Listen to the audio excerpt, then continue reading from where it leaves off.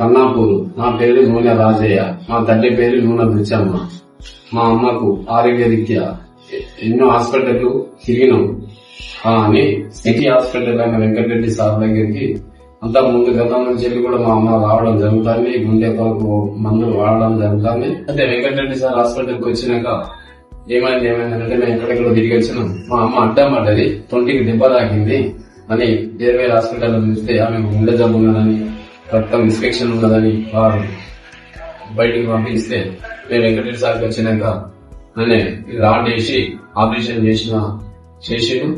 చేసినందుకు మా అమ్మ మంచిగా ఉన్నది, ఆరోగ్యంగా ఉన్నది.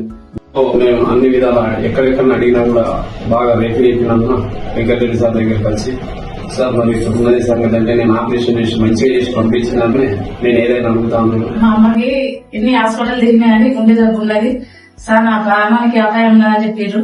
ఇక్కడికి వచ్చినాక వెంకటరెడ్డి సారు ఏ అపాయం బాగా రెస్ట్ తీసుకొని మంచిగా మనం ఆరోగ్యంగా ఇంటికి పంపిస్తాం, మరి ఏం బాధపడకూడదని